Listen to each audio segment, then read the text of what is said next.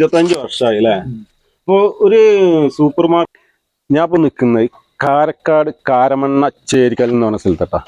ഒരു സംഭവം ഞാൻ നിങ്ങളെ കാണിക്കാൻ വേണ്ടിയിട്ടാ പോകുന്നത്. 25 വർഷം കഴിഞ്ഞ ഒരു പെട്ടിക്കട കേട്ടാ. ഇതിന്റെ ഉള്ളിൽ എന്തൊക്കെ സാധനങ്ങൾ ഉണ്ട് എന്നല്ലേ നിങ്ങൾ കണ്ടേ ഞെട്ടിപ്പോവും.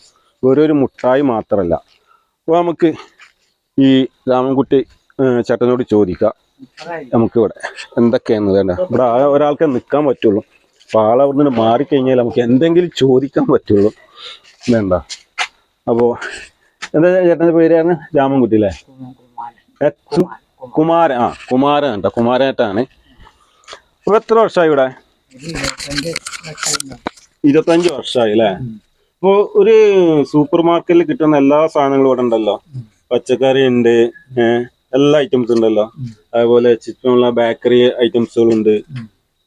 25 വർഷമായിട്ട് നിങ്ങൾ തന്നെയാണ് ഇത് തുടർന്നു അല്ലേ പോകുന്നത്?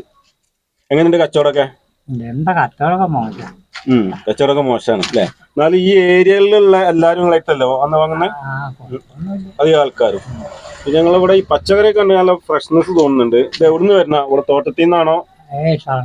ഷൊർണൂരിന്ന് വരുന്നതാണ് അല്ലേ? നിങ്ങൾ തന്നെ പോയിട്ട് എടുക്കലാ? ഇതുണ്ട്, അതാ നാടൻ പഴക്കുണ്ട്. നാടനാ?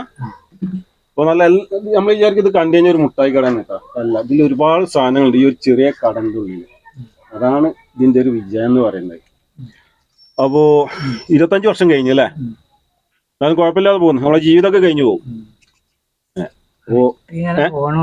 അങ്ങനെ പോകുന്നു അല്ലേ? തട്ടിയും മുട്ടിയിട്ട്.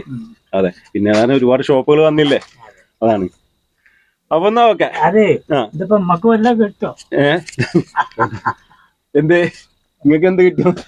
ഇത് ആർക്കും ഒന്നും കിട്ടണല്ല. ഇതൊന്നും ഇങ്ങനെ ആൾക്കാരിലേക്ക് എത്തിക്കുക, അത്രേ ഉള്ളൂ.